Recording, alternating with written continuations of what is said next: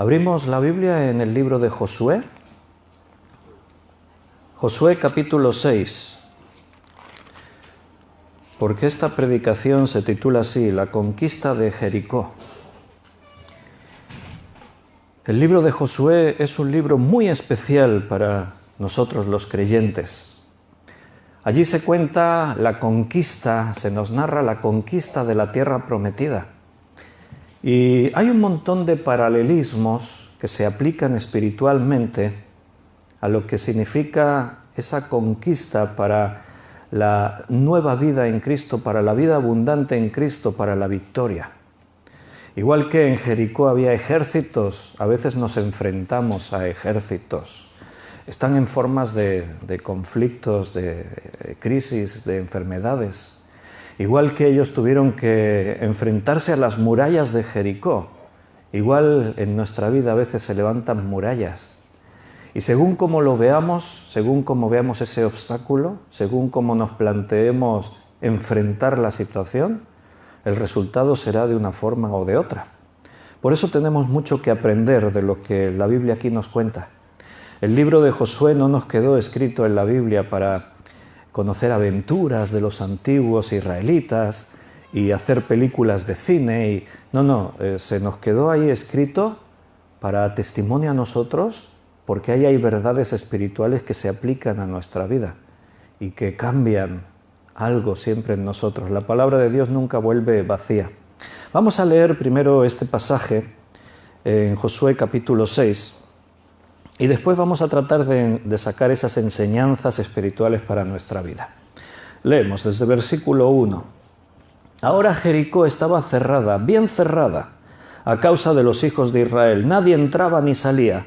Mas Jehová dijo a Josué, mira, yo te he entregado en tu mano a Jericó y a su rey, con sus varones de guerra. Rodearéis pues la ciudad todos los hombres de guerra, yendo alrededor de la ciudad una vez, y esto haréis durante 6 días. Y 7 sacerdotes llevarán 7 bocinas de cuernos de carnero delante del arca. Y al 7º día daréis 7 vueltas a la ciudad, y los sacerdotes tocarán las bocinas. Y cuando toquen prolongadamente el cuerno del carnero, así que oigáis el sonido de la bocina, todo el pueblo gritará a gran voz, y el muro de la ciudad caerá. Entonces subirá el pueblo, cada uno derecho hacia adelante. Llamando pues Josué, hijo de Num, a los sacerdotes, les dijo, llevad el arca del pacto, y 7 sacerdotes lleven bocinas de cuerno de carnero delante del arca de Jehová. Y dijo al pueblo, pasad y rodead la ciudad, y los que están armados pasarán delante del arca de Jehová. Y así que Josué hubo hablado al pueblo, los 7 sacerdotes, llevando las 7 bocinas de cuerno de carnero, pasaron delante del arca de Jehová, y tocaron las bocinas, y el arca del pacto de Jehová los seguía. Y los hombres armados iban delante de los sacerdotes que tocaban las bocinas, y la retaguardia iba tras el arca mientras las bocinas sonaban continuamente. Y Josué mandó al pueblo diciendo, vosotros no gritaréis, ni se oirá vuestra voz, ni saldrá palabra de vuestra boca hasta el día que yo os diga, gritad, entonces gritaréis. Así que él hizo que el arca de Jehová diera una vuelta alrededor de la ciudad y volvieron luego al campamento y allí pasaron la noche. Y Josué se levantó de mañana y los sacerdotes tomaron el arca de Jehová. Y los 7 sacerdotes, llevando las 7 bocinas de cuerno de carnero, fueron delante del arca de Jehová, andando siempre y tocando las bocinas. Y los hombres armados iban delante de ellos, y la retaguardia iba tras el arca de Jehová, mientras las bocinas sonaban continuamente. Así dieron otra vuelta a la ciudad el 2º día y volvieron al campamento, y de esta manera hicieron durante 6 días. Al 7º día se levantaron al despuntar el alba y dieron vuelta a la ciudad de la misma manera 7 veces. Solamente este día dieron vuelta alrededor de ella 7 veces. Y cuando los sacerdotes tocaron las bocinas la 7ª vez, Josué dijo al pueblo, gritad, porque Jehová os ha entregado la ciudad. Y será la ciudad anatema a Jehová con todas las cosas que están en ella. Solamente Rahab, la ramera, vivirá con todos los que estén en casa con ella, por cuanto escondió a los mensajeros que enviamos. Pero vosotros guardaos del anatema, ni toquéis ni toméis alguna cosa del anatema, no sea que hagáis anatema el campamento de Israel y lo turbéis. Mas toda la plata y el oro y los utensilios de bronce y de hierro sean consagrados a Jehová y entren en el tesoro de Jehová. Entonces el pueblo gritó y los sacerdotes tocaron las bocinas, y aconteció que cuando el pueblo hubo oído el sonido de la bocina, gritó con gran vocerío y el muro se derrumbó. El pueblo subió luego a la ciudad, cada uno derecho hacia adelante, y la tomaron. Una de esas historias ya, de siempre, la escuchamos en la escuela dominical, la hemos oído predicar miles de veces, pero la palabra de Dios viva y eficaz nos vuelve a hablar hoy. La situación se nos describe al principio del texto. La ciudad estaba cerrada, dice, bien cerrada. Tenían temor por los israelitas, la fama de ellos iba por delante, les precedía. Todo lo que había ocurrido desde que salieron de Egipto fue noticia en el mundo. No había internet, las noticias no corrían como hoy tanto, que pasa algo y a un minuto ya se ha enterado todo el mundo. Facebook, Instagram, YouTube, las noticias que por internet, todo se difunde rápido. Pero los hechos prodigiosos que Dios hacía en medio de su pueblo Israel era algo que no pasaba inadvertido, era una noticia. Por todas partes la gente escuchaba de las cosas que Dios hacía con este pueblo. Así que cuando los habitantes de Canaán supieron que Israel, una nación innumerable, grandísima, se acercaban y llegan hasta el Jordán, a esta orilla del Jordán, ahí estaba todo Canaán expectante. Pero ahora imagínate cuando la noticia corre por ese lugar, todo ese territorio, de que Israel han cruzado el Jordán, todo el pueblo. Y cuentan que fue algo milagroso, las aguas del Jordán que venían en este tiempo con crecida, venían ahí desbordado, arrastraban árboles, animales, todo. Se detuvieron en un gran montón, el río quedó en seco y todo el pueblo cruzó. Y ahora Israel está en territorio de Canaán. Gilgal es su campamento, así se llama ese lugar en el que van a estar. Un lugar especial, un lugar de recuerdo, un lugar de reposo, porque ahí van a levantar un altar con 12 piedras que han sido sacadas del lecho del río en seco, para que ellos recuerden constantemente que están ahí porque Dios los trajo. No te olvides nunca de por qué estás aquí. No estás aquí porque tú escogiste pertenecer a una religión, porque tú decidiste, esta iglesia me gusta o no me gusta, porque el trabajo te trajo aquí, porque vives aquí. No pienses que eso es una casualidad. Si estás ahí es porque Dios te trajo, no lo olvides. Y si Dios te trajo, Dios tiene propósitos. Ahí donde tú estás, donde tú vives, donde tú te reúnes, donde tú estás en este mundo, Dios te puso, Dios tiene una intención. Entonces, Jericó, que es la ciudad que está ahí más cerca relativamente, porque se encuentra como a unos 11 o 12 kilómetros de Gilgal. Hay un buen trayecto para ir andando, porque no tenían tren, no había autobús, no había vehículos particulares. Tenían que recorrer la distancia caminando. Entonces, la ciudad, han escuchado que Israel está ahí y están atemorizados. Y ahí dice que la ciudad estaba cerrada, bien cerrada, a causa de los hijos de Israel. Nadie entraba ni salía. Estaban confinados, no por COVID-19, no por Israel, que para ellos era peor. Estaban atemorizados, estaban cerrados herméticamente. Pero Dios le da instrucciones a Jericó, a Josué, para ir a conquistar Jericó. Le dice cómo lo tienen que hacer. Mira, las condiciones, la situación de la ciudad, para que nos hagamos una idea, cuando las ruinas de Jericó se descubrieron, la arqueología las desenterró por muchos años, por siglos, hasta principios del año 1900, no se conocía dónde estaba su ubicación, no se habían descubierto las ruinas.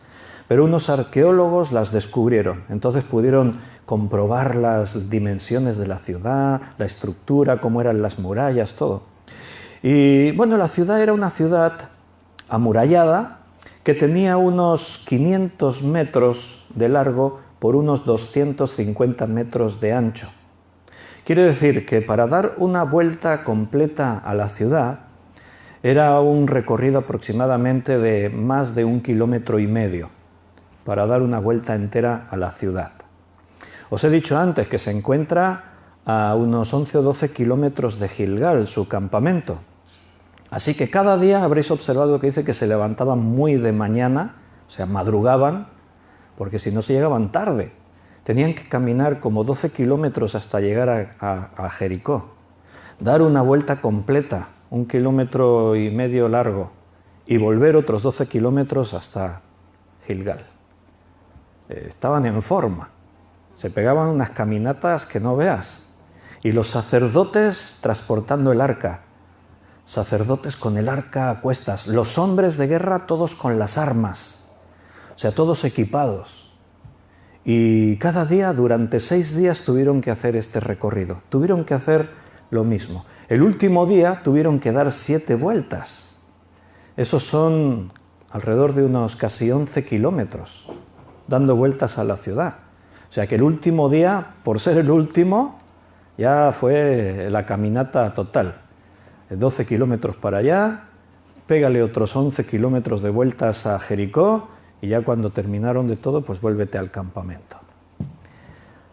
Así que la primera cosa que pensamos es que no hay conquista sin esfuerzo ni valor. Hay que demostrar que realmente nos interesa lo que Dios nos propone. Ellos podían haber tomado una actitud más cómoda. Podían haber tomado una actitud de que, bueno, si Dios nos va a entregar la ciudad, ¿para qué nos vamos a esforzar mucho? Pero ellos tenían que ir y dar vueltas, caminar. A pesar de todo lo que Dios iba a hacer, ellos tenían que hacer esto, y aunque fuera absurdo, porque no tenía mucho sentido eso de ir y dar vueltas a la ciudad. Te puedes imaginar un montón de detalles de esta escena. Podemos imaginar la reacción de los que vivían en Jericó, al principio muy asustados, la ciudad cerrada y bien cerrada por causa de los de Israel. Pero ¿qué pensarían los habitantes de Jericó cuando ven venir el primer día, ven venir a todo el ejército de Israel? Dios dijo, todos los hombres de guerra. O sea, iban todos preparados con las armas, todos dispuestos a la batalla. Los sacerdotes con el arca. ¿Has notado la forma en la que se tenía que hacer? Los sacerdotes iban tocando los cuernos de carnero, pero el pueblo tenía que ir en absoluto silencio. Debía ser una escena realmente digna de ver. Y el primer día, cuando los de Jericó vieron aquel panorama que se les venía encima, yo creo que estaban aterrorizados. Pero ahora piensa, ellos llegan, dan una vuelta a la ciudad, solo se oían cuernos de carnero tocando. Nadie decía una palabra. Llegan, dan una vuelta sin decir nada, se vuelven a Gilgal. Y los de Jericó preguntándose, ¿qué ha pasado? No sé.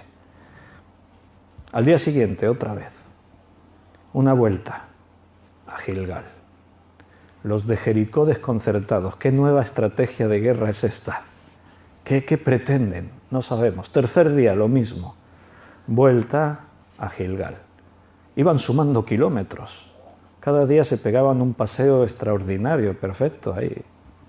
Así, cuarto día, quinto día, sexto día. Al sexto día yo creo que los de Jericó estaban aburridos. ¿Y esta gente? ¿O atacan o que no ataquen? ¿Pero esto qué es? Estaban allí, ¿no? Bueno, se vuelve. Séptimo día. Algo nuevo ocurre. Los de Jericó ya estaban esperándoles. No sé si se oían gritos desde las murallas, insultándoles, burlándose. No sé cuál era el planteamiento, la Biblia no nos describe, pero te puedes imaginar los hombres cómo reaccionan ante cosas semejantes, ¿no? Y ya terminan la vuelta y ya los de Jericó ya están dejando las murallas y alguien les dice, no se van. ¿Cómo que no se van? preparaos, preparaos para la batalla, hoy sí que atacan. No, dan otra vuelta. Y terminan la segunda vuelta y dan otra vuelta, 3 vueltas. Y acaban y dan otra vuelta, 4 vueltas. ¿No crees que era una situación bastante absurda? No tenía ningún sentido, estratégicamente no tenía por dónde cogerlo. No se sabía por qué están haciendo eso. Pero es que los propios hijos de Israel, imagínate a los capitanes del ejército de Josué, hablando con Josué. Josué, ¿cuál es el plan? Bueno, Dios nos ha dicho así, iremos y daremos una vuelta y nos volveremos a Gilgal. Y al día siguiente, ¿qué hacemos? Vamos y damos otra vuelta y nos volvemos a Gilgal. Y después, el tercer día hacemos lo mismo. Y algún capitán de allí, Josué, ¿pero cómo vamos a conquistar la ciudad? Dios nos ha dicho que hagamos así. Pero tendríamos que tener un plan B a lo mejor, ¿no? Si esto no funciona, no sé, pero es que no entendemos. ¿Vamos a sitiar Jericó? ¿Dejaremos que se mueran de hambre ahí dentro hasta que no puedan más y se rindan? ¿Minaremos las murallas? ¿Cavar túneles para bajo tierra provocar que las murallas caigan? ¿Intentaremos incendiarla? ¿Lanzamos cosas para...? No, Dios ha dicho que hagamos así, vamos y damos vueltas solamente. Y nada más, no. Bueno, el 7º día daremos 7 vueltas. 7 vueltas a la ciudad, ¿para qué? No sé, Dios ha dicho que lo hagamos, que Él nos va a entregar la ciudad. Bueno, ¿tú qué hubieses hecho? Porque piensa que hemos dicho al principio que esta enseñanza es para nosotros, porque Dios a veces nos lleva a momentos similares. Dios no te va a pedir que te pongas a dar vueltas a la casa de un conocido tuyo que está enemistado contra ti, a ver si se le cae la casa. No, Dios no te va a llevar a eso. Pero Dios permite que estemos en situaciones, en problemas. A veces nos encontramos en adversidades, en tribulaciones y no entendemos por qué. Y oramos y le pedimos y Dios a veces solamente nos dice que esperemos y que tengamos fe, que creamos. Porque como antes se ha dicho, somos hijos de Dios. Entonces Dios tiene el control, Dios lo sabe todo. Yo tengo que aprender a confiar en Dios. Y para aprender a confiar en Dios, a veces tengo que dejar en sus manos las situaciones, dejar de pensar a ver qué hago y cómo lo soluciono. Hay cosas que sí tienes que hacerlas tú, pero hay cosas que tienes que decir, Señor, ahí está en tus manos, guíame. Dios les dijo lo que tenían que hacer. Dios tomó la iniciativa. Mira, vamos a enumerar una serie de verdades. Primera cosa, Dios les dice que tenían que ser esforzados y valientes. Ya si nos vamos al capítulo 1 de Josué, vas a ver que es una de las primeras cosas que Dios le repite al pueblo. Versículo 6, en primer lugar, esfuérzate y sé valiente, porque tú repartirás a este pueblo por heredad la tierra de la cual juré a sus padres que la daría a ellos. Versículo 7, solamente esfuérzate y sé muy valiente. Aquí se añade algo interesante. Para cuidar de hacer conforme a toda la ley que mi siervo Moisés te mandó. No te apartes de ella, de esa palabra, ni a diestra ni a siniestra, para que seas prosperado en todas las cosas que emprendas. Y versículo 9, mira que te mando que te esfuerces y seas valiente. No temas ni desmayes, porque Jehová tu Dios estará contigo en donde quiera que vayas. Un hijo de Dios no puede ser un cobarde. ¿Sabes por qué? Porque Dios está de nuestra parte. O sea, tienes derecho a sentir temor. Un valiente no es alguien que no siente miedo. Los valientes sienten miedo, mucho miedo. Pero el miedo no los domina, no los vence. Por eso son valientes. Los valientes de las historias antiguas, de los ejércitos de los imperios griegos, romanos, de todas esas historias que quedaron ahí, esos valientes eran personas que confiaban en su propia fuerza, en su estrategia, en el poder del ejército que les respaldaba. Y fueron valientes, tendrían miedo, dudarían, se equivocarían, pero superaban esos obstáculos y tenían valor para seguir adelante. ¿Cuánto más nosotros que sabemos quién está de nuestra parte? La palabra de Dios dice que es más poderoso el que está en nosotros que el que está en el mundo. La victoria es nuestra, Cristo la ganó en la cruz.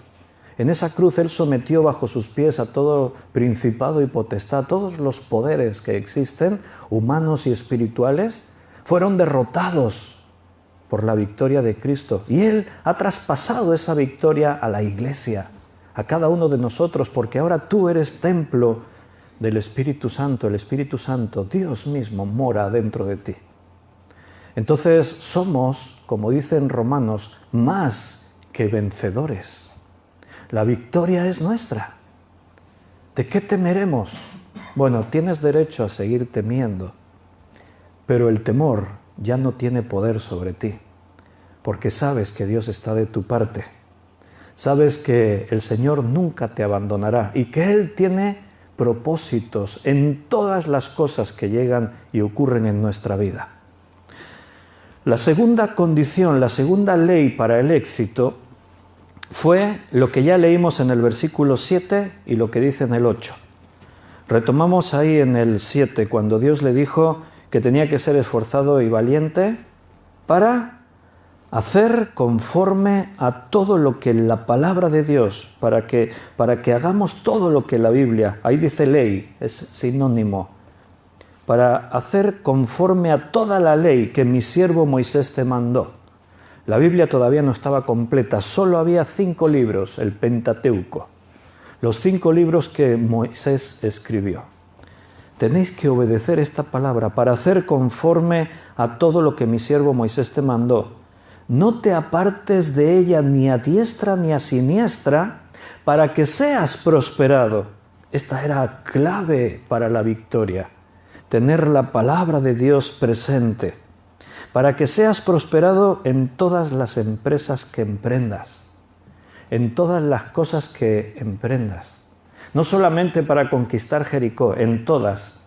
Tú sabes que la palabra todo no deja nada fuera, lo incluye todo. Bueno, esa ley es para nosotros hoy también.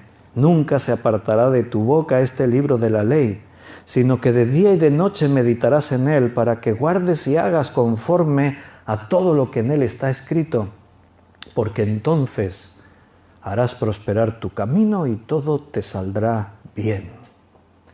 Hermanos, esto sigue vigente hoy.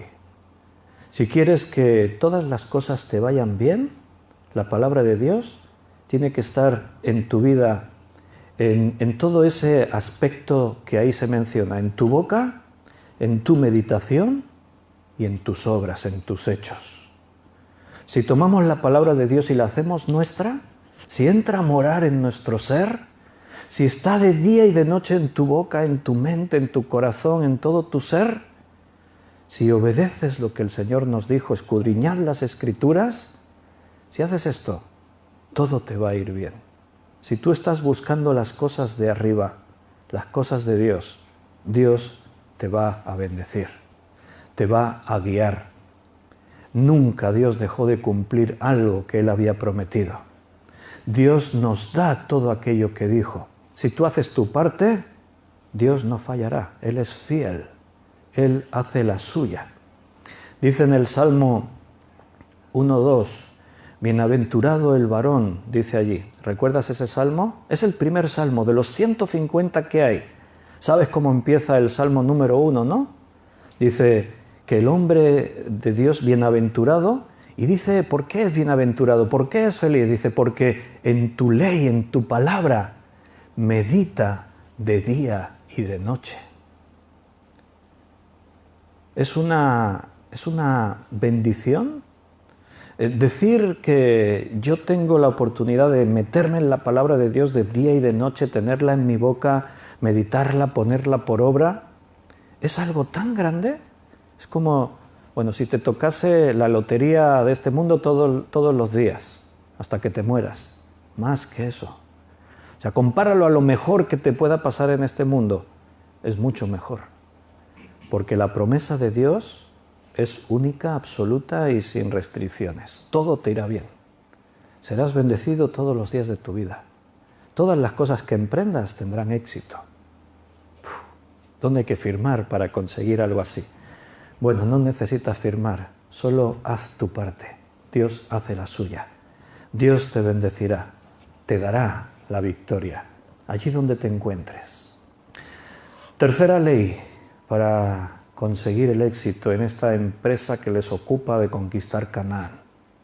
Dios toma la iniciativa. Dios va primero. Nunca te adelantes a Dios.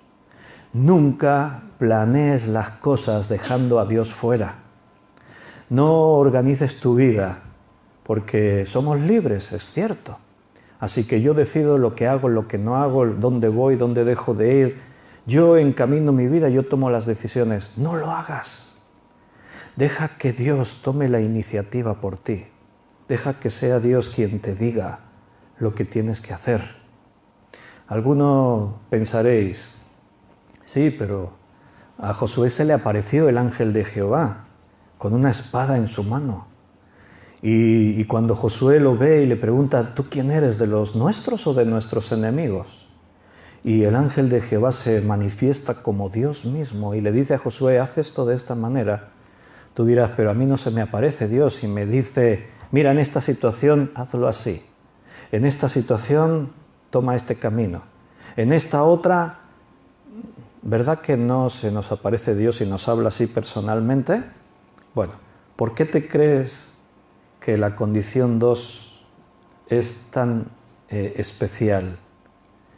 La palabra de Dios tiene que llenarnos por completo, porque aquí, en su palabra, están las respuestas para todos los dilemas de tu vida. Solo que en la práctica diaria a veces necesitamos esa pequeña dirección en cuanto a los tiempos, en cuanto a los pequeños detalles, pero para eso confiamos en Dios. Tienes el Espíritu Santo morando dentro, ¿lo crees? ¿Crees que Dios está dentro de ti? Mira, si crees eso, es una de las mayores cosas, es de lo más poderoso que un hombre puede tener. El Espíritu Santo, el Espíritu de Dios morando dentro de uno. Dice la Biblia que el Espíritu da testimonio a nuestro espíritu. Dice que el Espíritu intercede por nosotros con gemidos indecibles. Dice que el Espíritu nos enseña qué cosas tenemos que pedir. El Espíritu Santo quiere guiar tu vida. Tienes que darle la oportunidad. Tienes que saber esperar a Dios. A veces tenemos mucha prisa. Tenemos que tomar decisiones. Las prisas nunca son buenas a la hora de tomar una decisión. Aunque a veces parezca que es muy urgente, no corras. Espera a Dios. Detente. Medita. Llénate de su palabra. Pasa tiempo en oración. Consulta a Dios. Déjale que Él sea el que te diga cómo tienes que hacer las cosas. Toda la iniciativa la toma Dios. Lo hemos leído ahí cuando Dios le dice a Josué, ahora es el momento de conquistar Jericó. Han pasado varios días desde que cruzaron el Jordán. Dios ha hecho que todos los hombres sean circuncidados. Una cosa ilógica, una barbaridad en una campaña de guerra. Hemos cruzado el Jordán, estamos acampados en Gilgal. Detrás tenemos un muro que es el Jordán. Si queremos huir no podremos. No sé si se volverán a secar las aguas. En retirada no creo. Y inhabilitamos a todos los hombres de guerra, circuncidándolos. Nuestros enemigos nos observan. ¿No aprovecharán para saltar sobre nosotros y destruirnos? No sé, ¿qué queréis que os diga? Dios me ha dicho que lo hagamos así. Dios me dijo, Josué, hazte cuchillos afilados y que todos los hombres de Israel sean circuncidados. Las formas de Dios para que hagamos las cosas, como la conquista de Jericó, a veces es lo más ilógico. Bueno, la sabiduría de Dios es locura a veces para nosotros, para los hombres. Pero tenemos que ser sensibles a escuchar su voz. Mira los 4 primeros versículos del libro de Josué. Capítulo 1. Aconteció después de la muerte de Moisés, siervo de Jehová, que Jehová habló a Josué, hijo de Nun, servidor de Moisés, diciendo, Me detengo ahí, solo un paréntesis, porque aquí hay una enseñanza también muy buena. El libro de Josué comienza diciendo: Josué, hijo de Nun, siervo de Moisés. ¿Sabes cómo termina el libro de Josué? Después lo miras si quieres. Termina diciendo: Josué, siervo de Dios. Josué fue un hombre que aprendió a ser el líder que Dios quería que fuera. ¿Y sabes cómo aprendió? Bueno, pues tuvo que aprender a estar siempre en las sombras, que los méritos se los llevase otro, Moisés. 40 años estuvo así. Aprendió a ser un siervo de un hombre, como Moisés. Y cuando aprendió eso, Dios tuvo el momento en decirle: Josué, mi siervo Moisés ha muerto. Ahora pues, levántate y pasa este Jordán, tú y todo este pueblo, a la tierra que yo les doy a los hijos de Israel. Yo os he entregado, como lo había dicho a Moisés, todo lugar que pisare la planta de vuestro pie. Ahora es el momento. Dios toma la iniciativa. No son los hombres que tienen ya un plan, no han hecho ya un plan de acción, no se formaron ya una agenda. ¿Cuál es la idea, Josué? ¿Qué vamos a hacer? Ahora ha muerto Moisés. No lo sé, vamos a esperar a Dios a ver qué nos dice. Y Dios en su momento siempre nos va a llevar a lo que tenemos que hacer. Tú necesitas estar en la onda, en la comunión con Dios, lleno de su palabra, reconociéndole, dispuesto, con valentía, con propósito, pero que Dios sea el que muestra el camino, el que marque los tiempos, el que diga: ahora es el momento, levántate, lleva al pueblo. Y fíjate que el pueblo obedeció. Aquí ya sabemos que ellos se levantan, se ponen en marcha, pero en lo que antes leímos en la toma de Jericó, Dios le da las instrucciones a su siervo Josué: tenéis que hacerlo de esta manera. Y ahí están las palabras. Lo hemos leído antes. Rodearéis la ciudad todos los hombres de guerra, yendo alrededor de la ciudad una vez. Esto haréis durante los 6 días. Los 7 sacerdotes llevarán 7 bocinas. Se lo explica todo, palabra por palabra, todos los detalles. Hacedlo así. ¿Y qué hizo Josué? Llamando pues Josué, versículo 6, hijo de Num, a los sacerdotes, les dijo: llevad el arca del pacto. 7 sacerdotes llevarán bocinas de cuerno de carnero delante del arca de Jehová. Dijo al pueblo: pasad, rodead la ciudad, los que están armados pasarán delante del arca de Jehová, habrá una retaguardia. Josué dijo exactamente, sin añadir ni un detalle, sin quitar ni un detalle, en lo que Dios le había dicho. No tuvo criterio personal. El criterio era de Dios. Josué tenía sus propias ideas. Seguro, era un hombre creativo, era un hombre con iniciativa, era un hombre entusiasta. Tiene 80 años, pero no ha perdido el vigor que tenía cuando con 40 estaba ya: venga, vamos a conquistar Canaán, la tierra que Dios nos da. Y cuando el pueblo dijo: no vamos, no se pudo aguantar, rompió sus vestiduras, echó ceniza sobre su cabeza, estaba desesperado por un pueblo incrédulo que no estaban dispuestos a entrar a la bendición de Dios. Pero Josué no añade ni quita nada. No dijo: mira, no vamos a mover a todo el pueblo, no es necesario.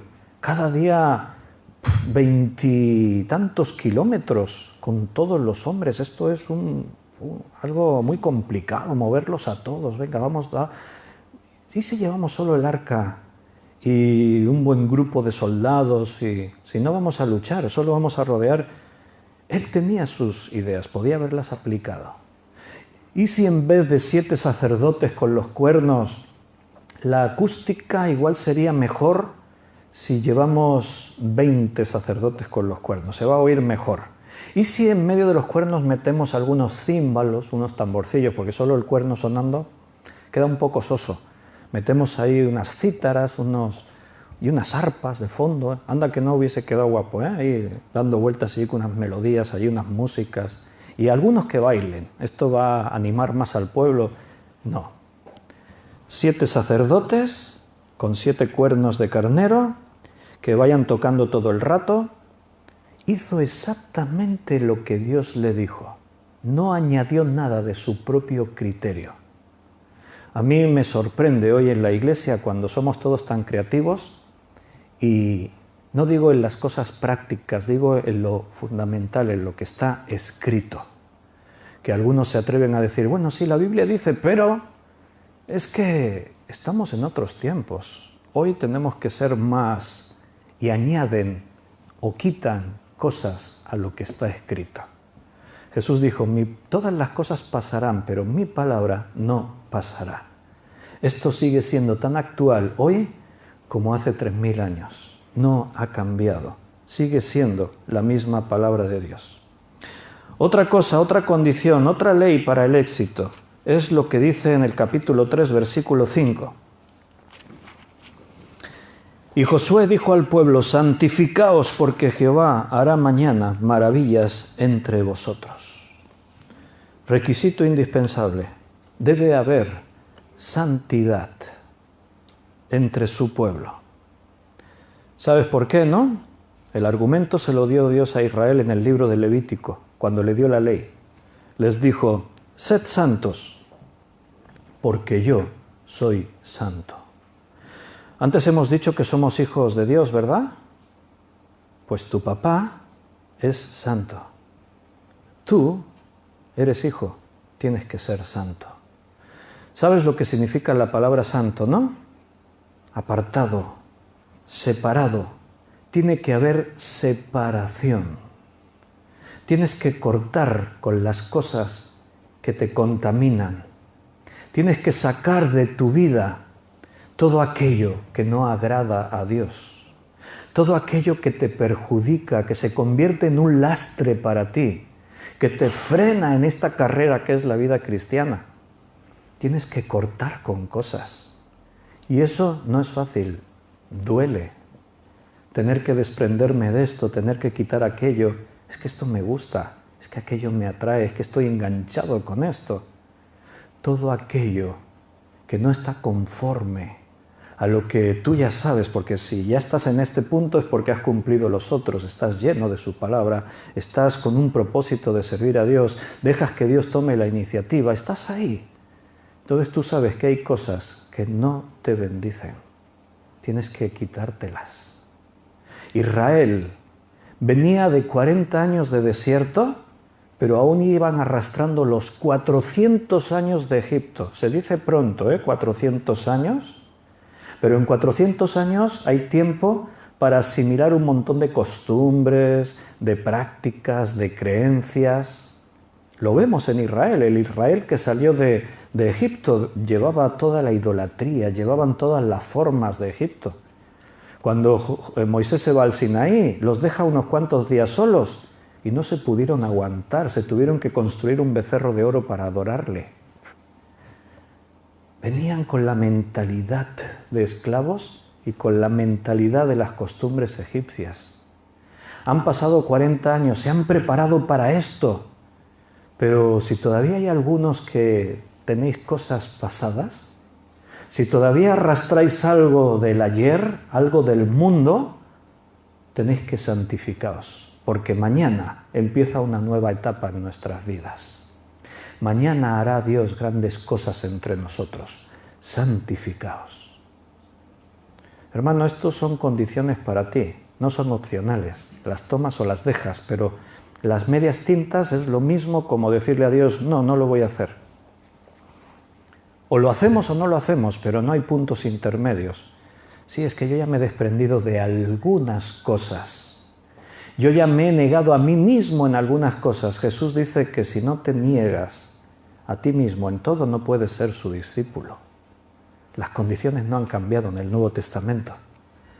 Para seguir a Jesús, Jesús tiene que ser lo primero en tu vida. Nada puede ocupar su lugar, nada. Y quinta cosa, tienes que entender algo, que tú eres especial. Capítulo 1, versículo 5. Nadie te podrá hacer frente en todos los días de tu vida. como estuve con Moisés, estaré contigo. No te dejaré ni te desampararé. Mira, Moisés tú lo puedes ver como un mito histórico, como un personaje único, igual que el rey David, igual que Abraham, igual que esos personajes que nos llegan en la historia y que hemos hablado tanto de ellos, pero dice la Biblia que eran hombres como nosotros, tenían las mismas pasiones que las nuestras, eran como tú y como yo, y es cierto porque cuando tú estudias sus vidas, te das cuenta que metían la pata a veces, se equivocaban, cometían errores como nosotros los cometemos. A veces les falló la fe, a veces dudaron, a veces tomaron iniciativas equivocadas y tuvieron que lamentarlo. Pero la diferencia es que creyeron en Dios. Por eso está Hebreos capítulo 11, el capítulo de la fe, donde menciona a los hombres y a las mujeres que creyeron en Dios. Y por creer en Dios y estar dispuestos a obedecerle y a seguirle y a hacer, entonces la historia les recuerda como aquellos que hicieron cosas grandes o como aquellos a los que Dios usó para hacer cosas grandes. También en el capítulo 11 de Hebreos menciona a otros muchos que quedaron en el anonimato, pero no es porque fueran menos que Moisés o Abraham o Rahab o todos los que se menciona allí. No, simplemente porque el propósito de Dios no era mencionar todos, pero Él, Dios, conoce sus nombres. Y en ese capítulo 11 de Hebreos, que todavía no se ha terminado de escribir, ahí también aparece tu nombre. Tú eres especial para Dios. Dios te dice, como estuve con Moisés, así estaré contigo. Moisés abrió las aguas del Mar Rojo, trajo las 10 plagas sobre Egipto, venció a los reyes que se les opusieron. Dios se le manifestaba cara a cara en el Sinaí, les dio las tablas con los 10 mandamientos escritos con el dedo de Dios. Dios siempre le respaldó, siempre le apoyó. Moisés no era perfecto, pero creía en Dios y estaba dispuesto a que Dios le guiase. Pues igual que estuvo Dios con Moisés, así estará contigo. Todos los días de tu vida. Dios dice, no te dejaré ni te desampararé. Ahí hay un texto en el profeta que dice que aunque tu madre se olvide de ti, yo nunca te dejaré, nunca me olvidaré. Dios quiere mostrar la mayor expresión de amor para que tú veas que la persona que más te pueda amar en este mundo se va a quedar siempre muy atrás de lo que Dios te ama. Dios nunca te olvidará. Nunca te dejará, nunca te desamparará. Él siempre estará contigo. Y llegó el día. Tenían que conquistar Jericó. Así que solo tenían que hacer 3 cosas. Obedecer, tener fe y ser humildes. Las historias del ayer ya no nos sirven hoy. Hoy Dios nos ha dicho, marchad en silencio, que no se oiga nada entre los hijos de Israel. Y la Biblia dice que ellos obedecieron. Eso es humildad. No respondieron a lo que desde las murallas les debían gritar los de Jericó. No sabemos el qué, pero no debían ser cosas bonitas. Debía haber incitación, debía haber provocación, debía haber insultos, debía haber de todo lo que te puedas imaginar. Dios les dijo, id en silencio. Que solo se oigan las bocinas. Y ellos fueron en silencio. No se oía nada. Y esto no es fácil para decenas, cientos de miles de personas marchando en un recorrido tan largo. Humildad, obediencia, fe. Y ahora quiero preguntarte algo, porque la historia ya la hemos leído. Ellos hicieron como Dios les dijo y las murallas cayeron. Pregunta, ¿por qué cayeron las murallas? Fácil, ¿verdad? A esta altura del mensaje ya todos lo sabemos. ¿Por qué cayeron las murallas? Pero quiero que lo leamos, tal como lo dice en ese capítulo que estaba mencionando de Hebreos 11. ¿Por qué cayeron las murallas? Yo a veces he visto documentales de National Geographic, del canal Historia, Discovery Channel, que tratan de buscar siempre una explicación racional a los hechos sorprendentes del pasado. Las murallas, la ciudad de Jericó, al ser desenterrada arqueológicamente, se demostró que las evidencias arqueológicas correspondían exactamente con el relato de la Biblia. Las murallas estaban destruidas y curiosamente habían caído desde dentro hacia afuera. Y la ciudad fue consumida por un incendio, tal como la Biblia dice que ocurrió. Así que los historiadores tratan de buscar explicaciones a estos hechos, explicaciones racionales. Bueno, es sorprendente, ¿eh? Cuando tú escuchas estos documentales, los científicos buscando una explicación. ¿Cómo puede ser que Israel, un pueblo de más de 2 millones de personas, cruzasen el Mar Rojo? Entonces ahí en el documental te explican, bueno, es que hay una zona en el Mar Rojo que son como unas marismas que no tienen más allá de 50 centímetros de profundidad. Quizás pasaron por ahí, a eso se refiere la Biblia, cuando atravesaron el Mar Rojo. Pero entonces otro interrogante, ¿entonces cómo se ahogó el ejército de Faraón? En 50 centímetros de agua se ahogaron todos los soldados de Faraón con sus caballos, con sus carros de guerra. No, no es muy lógico. Podría ser. He visto documentales donde intentan explicar la destrucción de Sodoma y Gomorra. Sí, quizás fue una tormenta de no sé qué, un granizo, fue una reacción, un no sé qué. Sí, siempre buscan una explicación. En cuanto a los muros de Jericó también, ¿cómo puede ser que cayeran? No sé, vamos a analizar los hechos. Iban todos en silencio. ¿Sería posible que más de 2 millones y pico de personas gritando y las trompetas sonando hicieran una vibración que hicieran que los muros cayeran? Yo escucho todo eso y me da risa, ¿no? Dices, bueno, ¿por qué no se ha vuelto a hacer en la historia de... Mira que han conquistado fortalezas. Si esto hubiese funcionado, lo habrían hecho más veces. ¿Por qué cayeron las murallas de Jericó? Hebreos 11:30. Por la fe cayeron los muros de Jericó después de rodearlos 7 días. ¿Por qué cayeron las murallas de Jericó? Por la fe. Y porque el pueblo obedeció. Por la fe, después de rodearlos 7 días. Hicieron tal como Dios les dijo, creyeron la palabra de Dios, creyeron lo que Dios le estaba indicando, y cuando crees no te queda más que obedecer, y las cosas ocurrieron tal como Dios dijo que ocurrirían.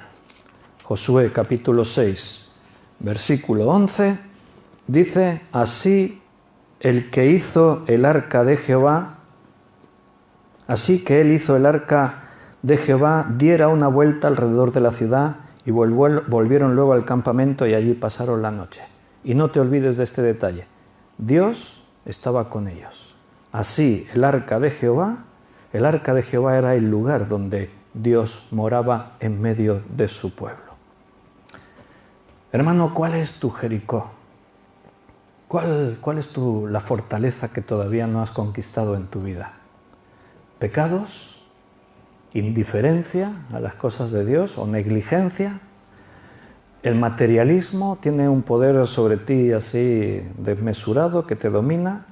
¿O quizás es el conformismo? Ya estoy bien así como estoy, no me voy a esforzar más. Quizás es la falta de visión y por lo tanto de consagración, entregarte realmente a Dios sin condiciones. Señor, úsame para lo que tú quieras, como tú quieras, cuando tú quieras. Quizás es un corazón endurecido, insensible a las cosas de Dios. No sé cuál será nuestro Jericó, pero algunos quedarán por ahí. Así que Dios nos vuelve a hablar y nos dice que Él quiere hacer cosas en nuestra vida, que para Él eres importante y Dios nos llevará a la victoria. Pablo decía, el que comenzó en vosotros la buena obra la va a terminar. Estoy persuadido de esto. Dios no se rinde, Dios no agota sus recursos. Él sigue tratando con su iglesia, su remanente, aquellos que todavía hoy están dispuestos a poner sus cosas en primer lugar, a no negar su nombre, a no apartar la palabra ahí a un rincón. Aún Dios tiene gente para hacer grandes cosas. ¿Oramos? Padre, muchas gracias por esta nueva oportunidad que nos diste de recibir tu palabra. Ayúdanos, Señor, a entender, a que esta palabra dé fruto en nosotros. Señor, no nos dejes, no te canses de seguir tratando con nuestras vidas. Reconocemos que estos tiempos son complicados y nunca como hoy ha habido tanta distracción, tanto entretenimiento que nos distrae y nos confunde, tantas acechanzas y peligros que nos tratan de apartar de tu voluntad. Pero tú estás con nosotros, Señor. No tenemos la menor duda que sigues siendo nuestro Dios, y como estuviste con Moisés, estás con nosotros, y nada podrá contra nosotros, porque te tenemos a ti, Señor. Ayúdanos a tener esta visión, a cumplir nuestra parte del pacto, para que tú puedas hacer la otra parte y la victoria siempre vaya adelante. Gracias por cada uno de mis hermanos que siguen perseverando en tus cosas a pesar de todo, a pesar de estos tiempos, a pesar de las circunstancias. Hoy necesitamos seguir teniendo a personas valientes y esforzadas. Gracias, Señor, porque tú levantas a estos tus hijos cada día. Confiamos en ti, por eso estamos en tus manos. Ayúdanos, Señor. Ayúdanos para que nuestra fe no falte. Ayúdanos a ser obedientes a tu palabra. Haz de nosotros mejores siervos cada día. Una bendición especial para cada uno de mis hermanos que están aquí en esta mañana, y también bendice a aquellos que están conectados por Facebook para escuchar y seguir este tiempo. Quedamos en tus manos muy agradecidos y pidiéndotelo todo en el precioso nombre de nuestro Señor Jesús.